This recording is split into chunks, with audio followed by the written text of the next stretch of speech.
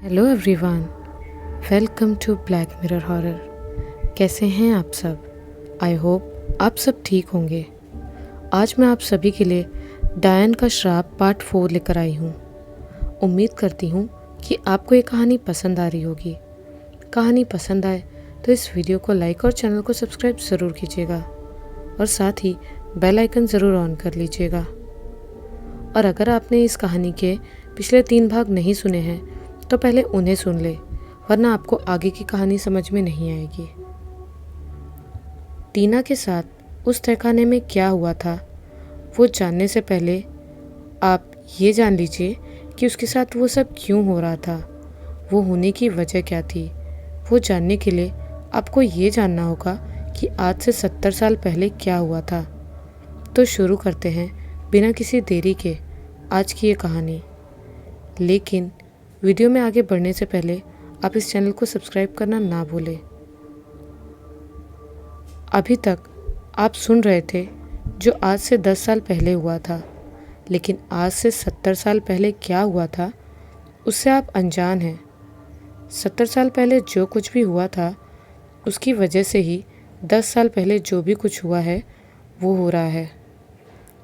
आज से 70 साल पहले राजवीर के दादा रघुवीर राजस्थान की एक बहुत बड़ी रियासत मेवाड़ के राजकुमार थे। रघुवीर के पिता सूर्यवीर की लोग जितनी इज्जत करते थे उतनी ही रघुवीर से नफरत करते थे, क्योंकि वो बहुत बड़ा अय्याश था। वो जब चाहता और जिस लड़की को चाहता उसे अगवा कर लेता था और फिर उसके साथ दरिंदगी करता था। सिर्फ इतना ही नहीं, जो लड़की उसका विरोध करती थी उसे बेरहमी से मार भी देता था। मेवाड़ रियासत के लोग उससे जितनी नफरत करते थे उतना ही डरते भी थे, जिस वजह से वो उसकी शिकायत उसके पिता से नहीं करते थे। रघुवीर भले ही अय्याश था, लेकिन वो मेवाड़ की सीमा के पास रहने वाली एक चरवाहे की बेटी रंजना से दिलो जान से मोहब्बत करता था और उसे हर कीमत पे अपना बनाना चाहता था, मतलब उससे शादी करना चाहता था। लेकिन वो उसके साथ दूसरी लड़कियों की तरह ज़बरदस्ती नहीं कर सकता था, क्योंकि रंजना के पिता और उसके पिता के अच्छे संबंध थे। क्योंकि वो कोई मामूली चरवाहा नहीं था, बल्कि रियासत में पाले जाने वाले मवेशियों को चराने वाला चरवाहा था। रंजना बेहद ही खूबसूरत थी। उसके बारे में कहा जाता था कि उससे खूबसूरत लड़की पूरे मेवाड़ में नहीं है। रघुवीर रंजना से प्यार करता था, सिर्फ उसकी खूबसूरती की वजह से। लेकिन रंजना अपने ही पड़ोस में रहने वाले सुजीत को दिल दे बैठी थी, और वो भी उससे उतना ही प्यार करता था जितना कि वो उसे करती थी। वो दोनों एक दूसरे से शादी करना चाहते थे। रघुवीर को पेंटिंग्स बनाने का बहुत शौक था। वो बहुत अच्छा चित्रकार भी था। उसे जो भी लड़की पसंद आती थी वो उसकी दुल्हन के रूप में पेंटिंग बनाना और हवेली की दीवारों में सजा देता था। रघुवीर ने रंजना की भी पेंटिंग बनाई थी। अमूमन वो 1 या 2 हफ्ते में पेंटिंग पूरी कर लेता था, लेकिन उसने रंजना की पेंटिंग को पूरा करने में पूरे 1.5 साल का वक्त लिया था, क्योंकि वो रंजना की पेंटिंग को उसी की तरह ही खूबसूरत बनाना चाहता था। उसकी वो पेंटिंग बाकी की सभी पेंटिंग से बहुत बड़ी थी, जिसे उसने बाकी की सभी पेंटिंग से अलग अपने कमरे में बाहर वाली दीवार पर लगवाया था। रघुवीर रंजना की पेंटिंग को देखकर घंटों उससे बातें करता रहता था। एक बार रघुवीर रंजना के पास शादी का प्रस्ताव लेकर उसके घर गया, लेकिन उसने उससे शादी करने से इनकार कर दिया। रंजना के इनकार को रघुवीर ने अपनी बेइज्जती समझा और उससे बदला लेने की ठान ली। उसी साल मेवाड़ में भयंकर सूखा पड़ा, जिस वजह से फसल नहीं हुई और वहाँ के लोग दाने दाने को मोहताज हो गए थे। लेकिन सूर्यवीर ने उन्हें किसी भी चीज़ की कमी नहीं होने दी। सबको 2 वक्त की रोटी दी। रघुवीर भी उसके उस काम में उसकी मदद करता था, लेकिन वो रंजना से बदला लेने के लिए उसके परिवार तक मदद नहीं पहुंचाता था, जिस वजह से उन्हें भूखा ही रहना पड़ता था। रंजना के पिता ने कई बार रघुवीर की शिकायत उसके पिता से करने की कोशिश की, लेकिन उससे मिलने ही नहीं दिया जाता था। रंजना और उसके परिवार के बुरे वक्त में उसका प्रेमी उसके साथ था। उसने उसका साथ दिया। वो हर रात एक तपेले में घर से खिचड़ी बनाकर लाता था, जिसे वो लोग खाकर किसी तरह जिंदा थे, क्योंकि वो खिचड़ी सिर्फ एक परसोई के लिए ही पूछती थी। इस तरह जब तक बरसात का मौसम नहीं आया तब तक ऐसे ही चलता रहा। लेकिन तब तक रंजना और उसका पूरा परिवार एक वक्त आधा पेट खिचड़ी खाकर और पानी पीकर गुजारा करता रहा। आधा पेट खाने की वजह से उन सभी का शरीर हड्डी का ढांचा बन गया था।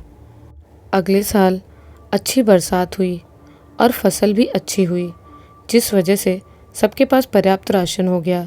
रंजना के प्रेमी ने बुरे वक्त में उसकी और उसके परिवार वालों की मदद की थी, जिस वजह से उसके लिए उसका प्यार बहुत बढ़ गया था और उसके परिवार वाले भी उसकी इज्जत करने लगे थे।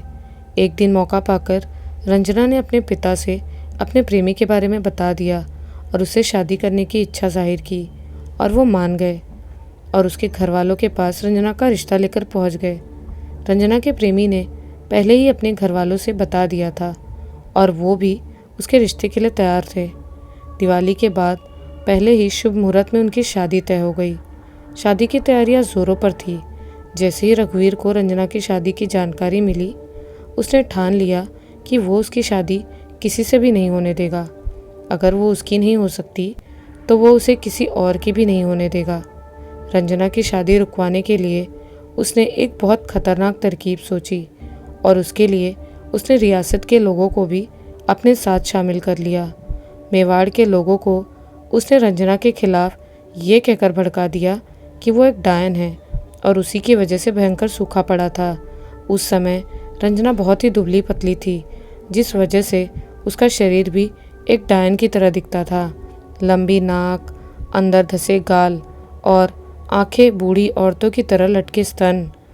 रंजना के शरीर की बनावट पूरी तरह डायन की तरह हो गई थी। रघुवीर ने न सिर्फ उन्हें रंजना के खिलाफ भड़काया था, बल्कि उन्हें ये भी बताया कि उसकी शादी होने वाली है और ये यकीन दिलवा दिया था कि अगर उसकी शादी हो गई तो उसका जो बच्चा होगा वो उससे भी खतरनाक होगा, जिससे रियासत बर्बाद हो जाएगी। रघुवीर ने लोगों को उसके खिलाफ भड़का दिया। इस बात से अनजान रंजना अपनी शादी की तैयारियों में लगी हुई थी और जैसे जैसे शादी के दिन नज़दीक आ रहे थे, वैसे वैसे उसकी खुशी भी बढ़ती जा रही थी। आखिर वो दिन आ ही गया जब उसकी शादी की रस्में शुरू हुई। पहले उसका मंडप बनाया गया, फिर उसी मंडप के नीचे उसे हल्दी लगाई गई और फिर उसके हाथों में मेहंदी भी लगाई गई। और जिस शाम उसकी बारात आने वाली थी, उस शाम को दुल्हन बनी बैठी बारात आने का इंतज़ार करने लगी।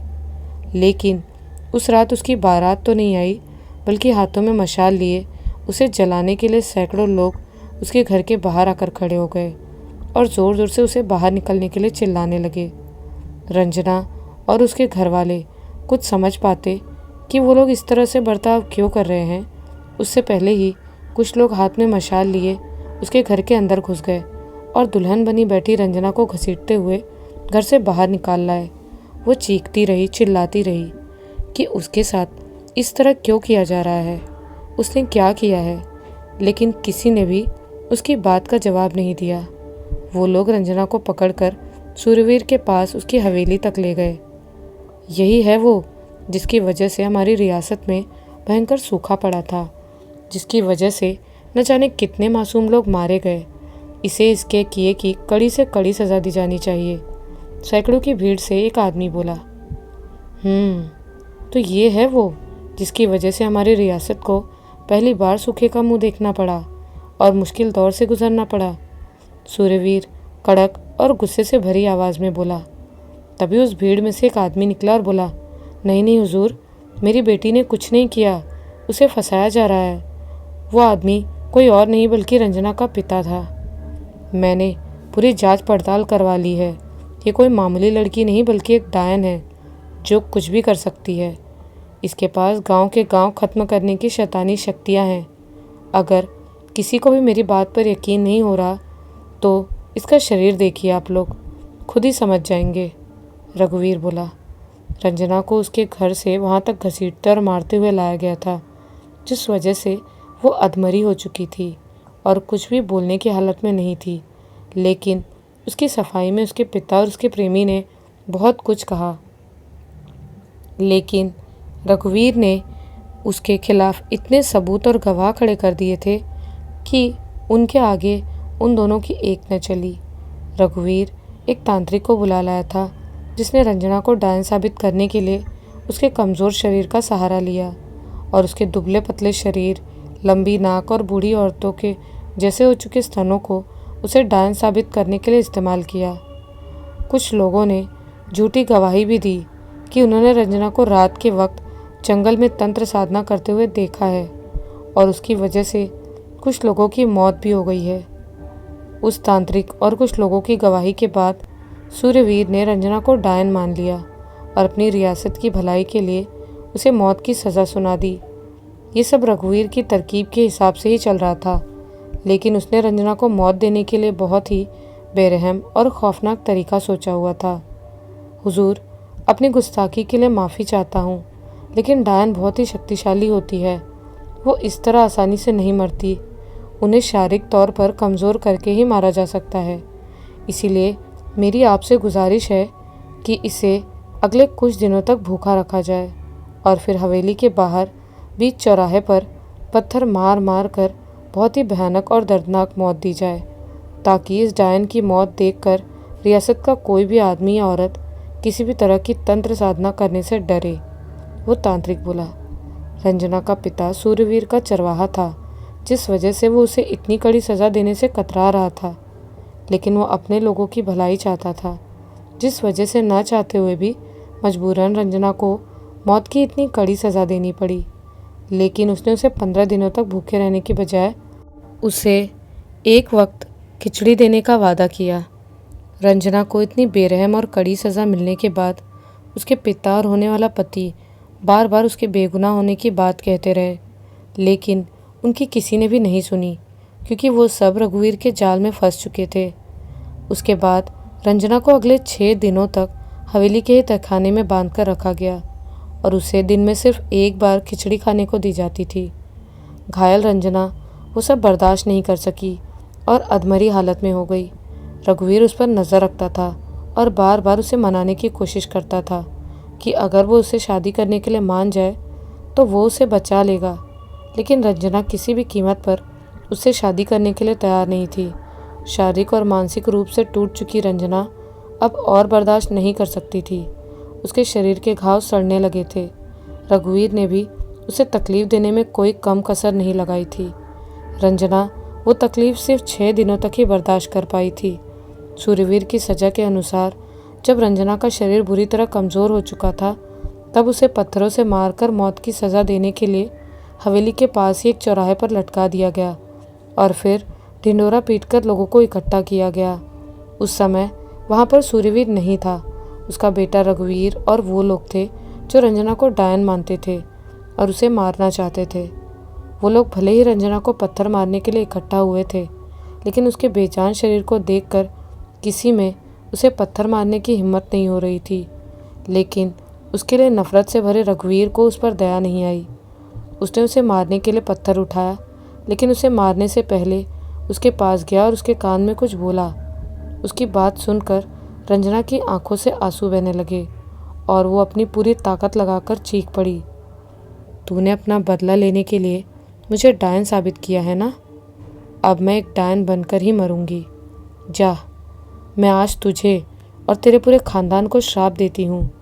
जब तक मुझे दुल्हन की बलि मिलती रहेगी तब तक तेरा ख़ानदान चलता रहेगा, लेकिन तेरे ख़ानदान में कोई भी सुखी नहीं रहेगा। जिस तरह तेरी वजह से मुझे भूखा रहना पड़ा और मैं भूखी ही मर रही हूँ, वैसे ही तू और तेरा पूरा ख़ानदान भी जब तक रहेगा भूखा ही रहेगा। जैसे तूने मुझे आधा पेट खाने पर मजबूर किया, वैसे तू भी आधा पेट खाकर ही ज़िंदा रहेगा। और हाँ, मैं किसी भी दुल्हन की ज़बरदस्ती बलि नहीं लूँगी, सिर्फ उसी की बलि लूँगी जो अपनी मर्ज़ी से तेरे ख़ानदान की बहू बनेगी। और हाँ, जिन लोगों के झूठ के कारण आज मेरा ये हाल हुआ है, वो भी मुझसे बच नहीं सकेंगे। ये मेरा श्राप है। इतना बोलकर रंजना ने दम तोड़ दिया। रंजना की मौत का तमाशा देखने आए लोग उसकी बात सुनकर सन्न रह गए और वहाँ खामोशी छा गई। कुछ लोग उसकी बात को सच मान रहे थे, तो कुछ लोग उसकी बात को सिर्फ सफ़ेद झूठ कह रहे थे, लेकिन सच्चाई क्या थी वो तो सिर्फ रंजना और रघुवीर ही जानते थे। रंजना से वो कुछ पूछ नहीं सकते थे क्योंकि वो मर चुकी थी, और रघुवीर से पूछने की किसी में हिम्मत नहीं थी क्योंकि वो सब उसके बारे में जानते थे कि वो कितना बेरहम है और उनके साथ कुछ भी कर सकता है। रंजना के मरने के बाद उसकी लाश को चौराहे पर ही छोड़ दिया गया ताकि उसकी मौत से लोगों के मन में ये डर हो जाए कि जो भी जादू टोना या उस तरह की कोई भी गतिविधि करता पाया जाएगा उसका हश्र यही होगा। सूर्यवीर को जब रंजना के कहे गए आखिरी शब्दों के बारे में पता चला तो उसे उसकी बातों में सच्चाई नजर आई। सिर्फ इतना ही नहीं, उसे अपने बेटे के ऊपर भी शक हुआ क्योंकि जब रंजना को उसके पास लाया गया था तब सिर्फ वही था जो बिना सोचे समझे उसे डायन बोल रहा था और उसे मौत की सज़ा देने की मांग भी कर रहा था। वो रंजना की बातों को सच मानने लगा क्योंकि वो एक तजुर्बेकार व्यक्ति था और वो ये जानता था कि कोई भी मरने से पहले झूठ नहीं बोलेगा, जिस वजह से उसे अपने खानदान की चिंता सताने लगी क्योंकि अगर वो सच बोल रही थी तो आने वाला समय उसके खानदान के लिए बहुत ही मुश्किल होने वाला था क्योंकि एक बेगुनाह का श्राप लगता है। सूर्यवीर के पास रंजना की बातों पर यकीन करने का एक पुख्ता वजह भी तो थी। वो वजह क्या थी आपको थोड़ी देर में पता चल जाएगा। सूर्यवीर का हुक्म था जिस वजह से किसी ने भी रंजना की लाश के पास जाने की हिम्मत नहीं की। वो अगले 2 दिनों तक चौराहे पर पड़ी सड़ती रही। रंजना के श्राप से बचने और अपने खानदान की भलाई के लिए सूर्यवीर ने सबसे पहले उसके मृत शरीर का विधिवत अंतिम संस्कार करवाया। वो यह जानता था कि असमय मृत्यु होने के बाद आत्मा को तुरंत मुक्ति नहीं मिलती, वो भटकती रहती है। रंजना की आत्मा को बुलाकर उससे बात करके अपने बेटे और ख़ानदान की भलाई के लिए उससे माफ़ी मांगने के अलावा उसे कुछ भी नहीं सूझ रहा था, जिसके लिए उसने अपनी रियासत और उसके आसपास के सभी बड़े तांत्रिकों और पंडितों को बुलवाया ताकि वो किसी भी तरह रंजना की आत्मा को बुलाकर उससे बात करवा सके। रंजना की मौत से रघुवीर बहुत खुश था। उसे उसके श्राप से कुछ भी फर्क नहीं पड़ा था। वो तो अय्याशी करने में मस्त था। उसे तो ये भी नहीं पता था कि उसके पिता उसकी और उसके खानदान की भलाई के लिए क्या कर रहे हैं। सूर्यवीर ये नहीं चाहता था कि उसकी रियासत में किसी को भी ये पता चले कि वो रंजना के श्राप को सच मान बैठा है और रंजना उसी के बेटे की जालसाजी का शिकार हुई है और उससे मुक्ति पाने के लिए वो तांत्रिकों का सहारा ले रहा है, क्योंकि अगर किसी को भी उस बारे में कुछ भी पता चला तो उसकी रियासत का उसके ऊपर से विश्वास उठ जाएगा। इसीलिए उसने तांत्रिकों और पंडितों को गुपचुप तरीके से बुलाया था। सिर्फ इतना ही नहीं, उसने रात के वक्त हवेली के तहखाने में ही तंत्र क्रिया का पूरा इंतज़ाम भी करवाया। सूर्यवीर रंजना के श्राप को सच इसलिए मान रहा था क्योंकि उसकी मौत के बाद जैसे मेवाड़ की गलियों में मौत नाचने लगी थी। हर दूसरे दिन वहाँ लोगों की मौत होने लगी, जिस वजह से पूरे मेवाड़ में मातम सा छा गया था।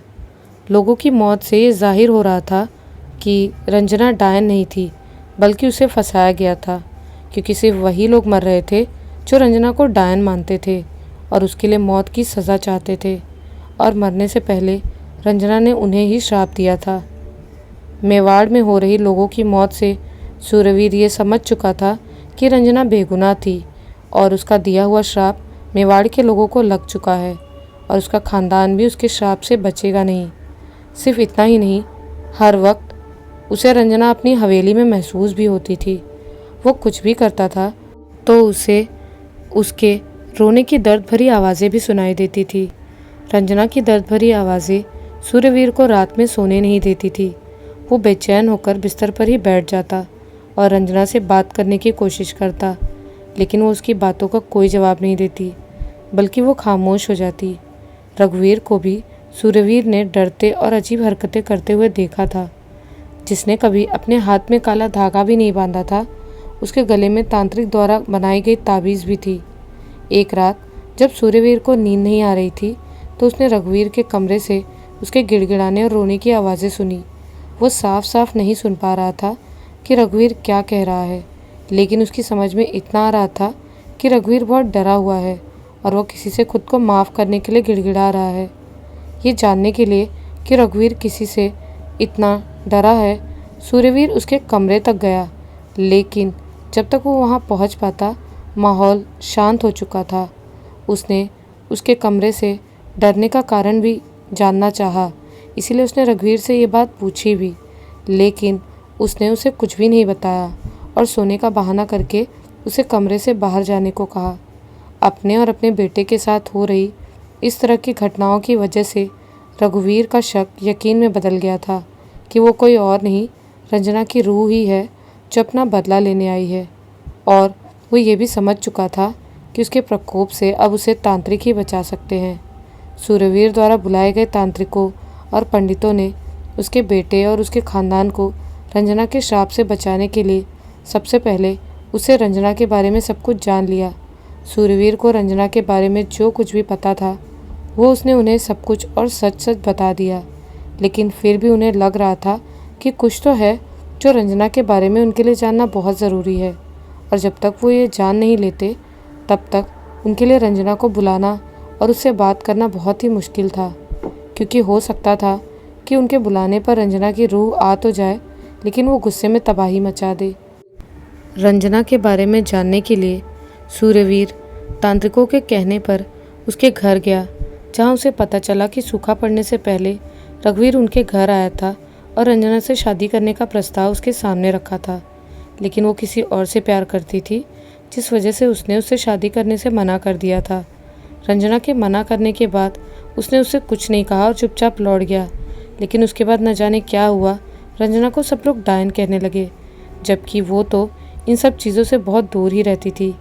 रंजना के बारे में उसके घर से जो कुछ भी जानकारी मिली थी वो सब सूर्यवीर ने तांत्रिकों को बताई, जिसके बाद वो सब समझ गए कि रंजना को डायन साबित करने के लिए और उसे मारने की तरकीब रघुवीर की थी, क्योंकि वो रंजना के इनकार को बर्दाश्त नहीं कर पाया था और वो उससे बदला लेना चाहता था।